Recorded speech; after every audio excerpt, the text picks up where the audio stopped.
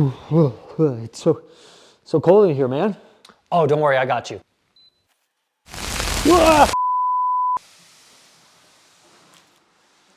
Today is an exciting day. So this is an indoor and outdoor heater. Now this is not just an ordinary heater. This is an infrared heater. So the reason I got this heater is I did my research and it would be very expensive to fully insulate my garage. I rent this house, so there's no point in fully insulating it and spending potentially thousands of dollars. This solves that issue because infrared is direct heat.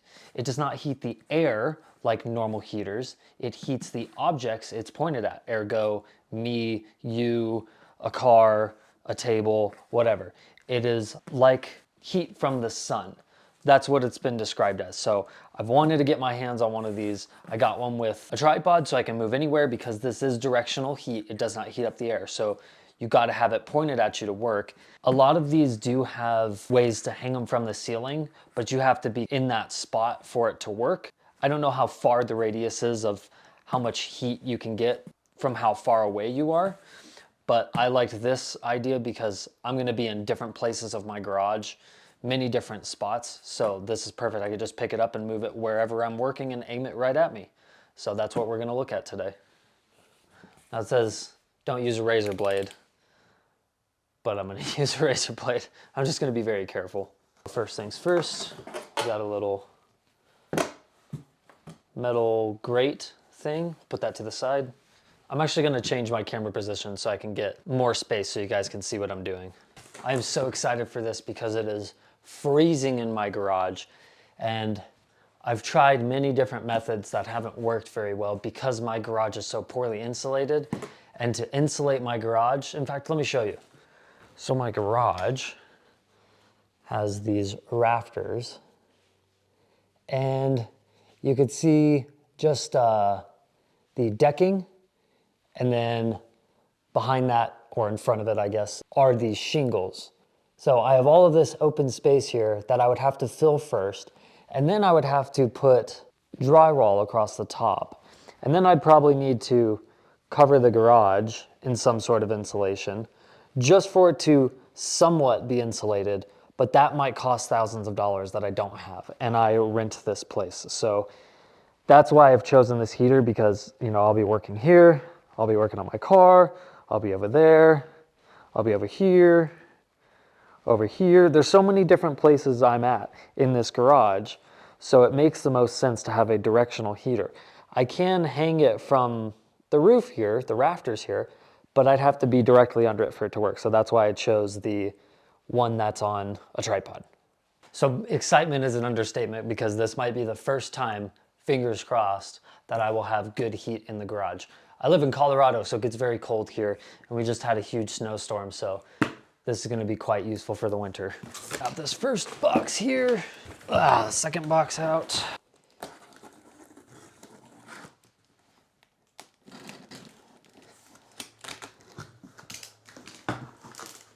All right, okay, so this is the tripod. Seems quite heavy duty so far. Oh wow, it's quite heavy. First impressions, the quality of this is really nice. We've got some sort of key thing here. I'm not sure what that'll be used for, but we'll find out here in a minute. So the way an infrared heater works, I kind of briefly explained it in the beginning of the video, is basically it is infrared waves of heat that heat up objects in the room rather than the air of the room. So the best way that people have described, and I'm hoping this is real, is the feeling of the sunlight's heat. When you're out in the sun and you feel the heat from the sun, that is infrared.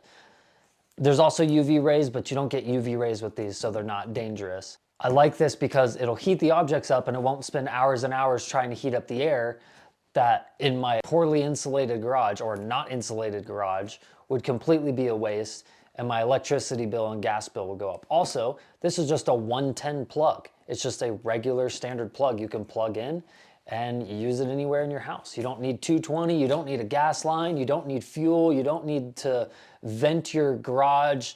You don't need to do any of that. That's why this seems like the best option for my case at least, and maybe for yours. Right. Well, the packaging is very good. Carefully get this out because there is a heating element you need to be quite careful with. Very densely packed foam, very nice and tight. All right, and the moment we've been waiting for.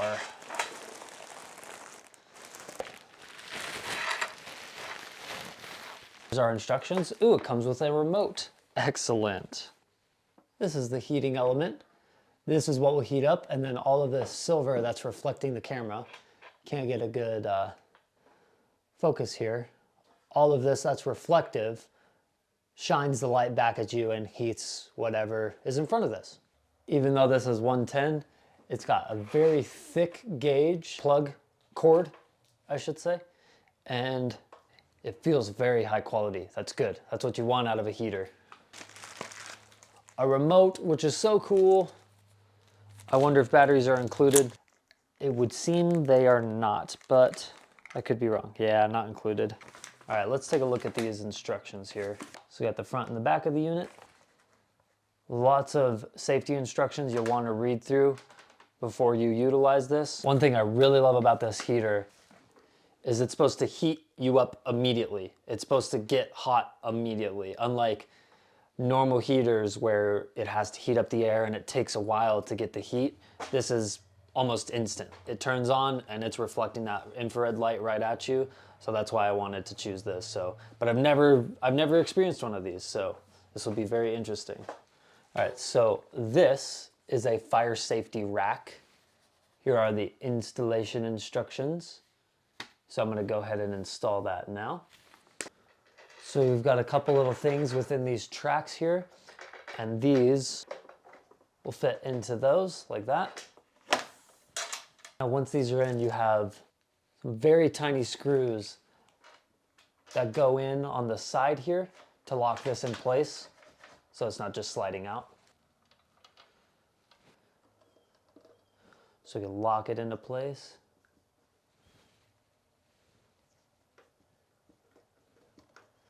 Make sure you're pressing down this way while you're tightening that screw so it'll lock it.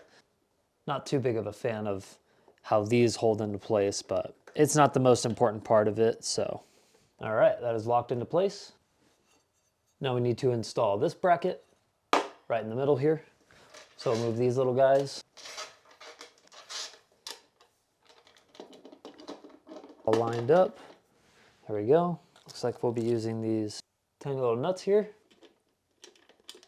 It's gonna be kind of a pain in the butt to put together. If you have a deep socket, it might be easier than using this, so this might take a minute.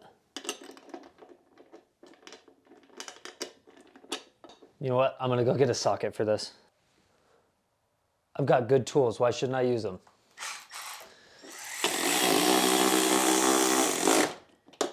Oh, that was perfect. Don't over tighten these because they're very small.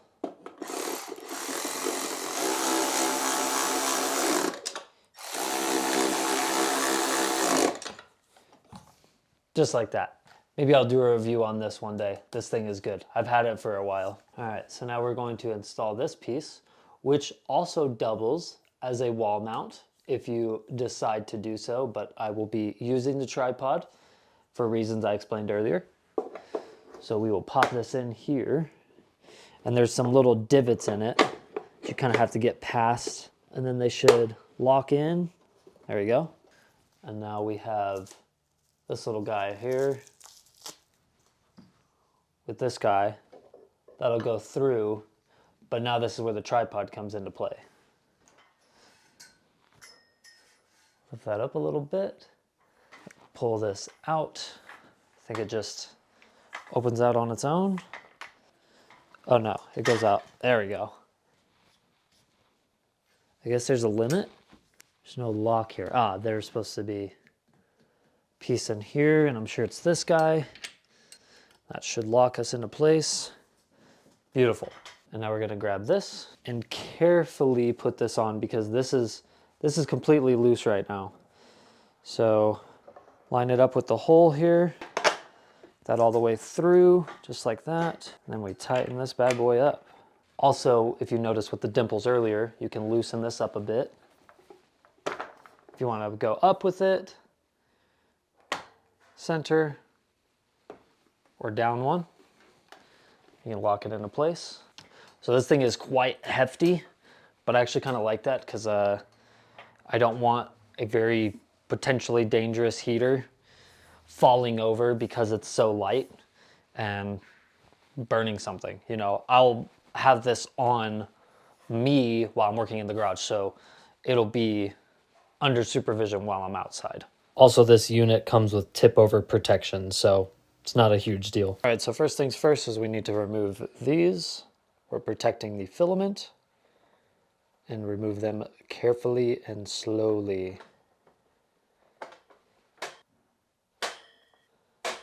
Okay, and now my favorite part.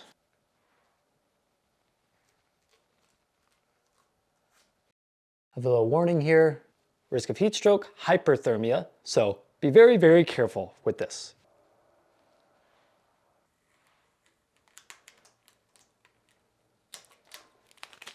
Beautiful. All right, moment of truth. Let's go ahead and undo this and plug it in. The people who have described this type of heater, they describe it as being out in the sun and feeling the heat from the sun coming down. So I should probably get a good idea of that first. Okay, but in all seriousness, as soon as you get hit with the light from the sun, you feel the heat immediately. It's on your face, definitely feel the heat. You feel your clothes starting to warm up, and then obviously you have to turn around so you can start getting the heat from that way. So that's the one flaw I see with the infrared heater, but honestly, I crave the heat from the sun. I like it more than just existing in a hot room. So that's another reason why I went with the infrared heater. So let's go ahead and turn it on and see if it's the same. So I did find some batteries. So just turned it on. So this should start glowing red. I'm already feeling heat. Holy cow. That is fast. Yeah, already feeling heat. Okay, it's heating up, it's heating up. This is on high. So far, yeah, I'm feeling it radiate towards me. That feels eerily similar to the sun. Whoa, this is, yeah, that's crazy. So heat-wise, up close, pretty toasty. Yeah, pretty toasty. Now, I don't know how far it'll reach. All right, so I'm about 5.5 feet away from it, and I'm still feeling the heat. It's more of a calm heat. It's not like too aggressive, but it is reaching me. But I feel like I would personally rather be a little bit closer, maybe like 3 feet. And I think 3 feet is ideal for me personally. But yeah, it's a good heat. And no gas required, no fan, no fuel required. I don't need to vent anything. I don't need to open up a door so I don't accidentally give myself carbon monoxide poisoning, because that terrifies me, and I will not use a heater that works that way. No way. But the real test is out in the garage. All right, so the main reason I got this thing, because it's freezing in this garage everywhere. So let's test it. Let's see. Obviously, I'm gonna put it on high. So I'm gonna stay about 5 feet away. Here's about 5 feet. Okay, I'm starting to feel a little bit of heat now, but I feel like for how cold it is in here, I probably would want to be a little bit closer to it. Yeah, I feel like being 3 foot, for me personally, is better in here. I definitely would love to have another one of these and have them just both cooking me from both sides. Would be really nice, especially in the winter. But this is not bad at all. And I mean, if I get a little too cold, I can get a little bit closer, but I don't want to get too close. And it is radiating some really good heat. Now, obviously, it's not gonna heat up my whole garage. But again, I rent here, and to afford and do the work for all of the insulating and then getting the hookups, and I'm sure my landlords wouldn't pay for it, it's just not worth it. So something like this is a perfect quick thing to do. Now, the only thing that sucks is, obviously I'll be working in different locations inside the garage, and it says not to use an extension cord. But I feel like if I were to get a heavy gauge wire that's at least the same gauge as that, I could do it. So doing the research, I looked at the gauge wire that would be necessary for this unit. And with this unit, we would need a 15 amp. And for my garage, I was looking at a 15-foot length. The cable comes in at 5 feet, so that's 20 total feet, which means we would need a 10 AWG gauge wire to make this work. Now do this at your own risk because I'm not responsible for any damages, fire, or anything that's caused. This is only something that I'm doing for myself. However, I do like this unit. I personally think it could pump out a little bit more heat, and maybe in the future I might look into a bigger unit or maybe multiple units. But this is a perfect solution if you don't want to give yourself carbon monoxide poisoning and die. You know what I mean? Like, this is not going to kill you. Obviously, if you get too close to it, you could really do some damage to your body, of course. But no fuel that I'm inhaling, no fan, no gas, no any of that stuff that I have to deal with this. This is awesome. I just want a bigger one now. It's great. I know they have multiple units that have double the filament that you can get, and I might look into those, but this one's a cheaper option. It's $150, but I still think this is great for the price on what it is and having the stand so I can kind of move it around where I need it, which to me, that's awesome because there's gonna be a time where I'm working here. There's gonna be a time where I'm working there. There's gonna be a time where I'm working here. There's gonna be a time where I'm working here. And after I finish this video, I'll be working here. So to be able to move this is killer. Yes, I could put it up in the rafters, but wherever it's setting, I have to be right below it or within a certain radius for it to be hitting me. So that's the only downfall to this. But I mean, you'll get the heat where you need it. So you're not wasting energy and gas and heat trying to heat up this whole area when all you need to heat up is this. So if I were to rate this thing, oh man, when I get close to it, it feels so nice and toasty. And it is similar to the sun hitting you. It is directional, so obviously whatever direction is facing it gets heated. So you kind of have to be a little teapot, short and stout. You have to kind of rotate yourself, and that's not a big deal to me personally, because I mean, if you're outside in the sun anyway, you have to do that anyway. Unless it's like a really hot day, then everything's just been being heated. But for being in a garage, that's cool. Being next to this, I feel comfortable. I feel warm. This is great. My only complaint for this is I wish it was bigger. That's what she said. So I'll probably be looking into a bigger one in the future, and I'll probably make a video on that too. But I'll leave a link for this in the description below. I'll leave a link for some AAA batteries because unfortunately these don't include it. Yeah, this is a great solution if you're in a garage that is not insulated, or I mean, you could use this in your house. If you just want extra heat localized where you are, this thing is perfect. So after I got done recording, I decided to do a real life scenario where I was working on something on my bench, and I was sitting there for about 5-10 minutes with it on. I felt comfortable. As soon as I turned it off, I couldn't stand 5 minutes. I had to get out of there. So this thing really does work well, but you got to position it right. Once it's positioned right and you got it right, feel comfortable, this thing is great.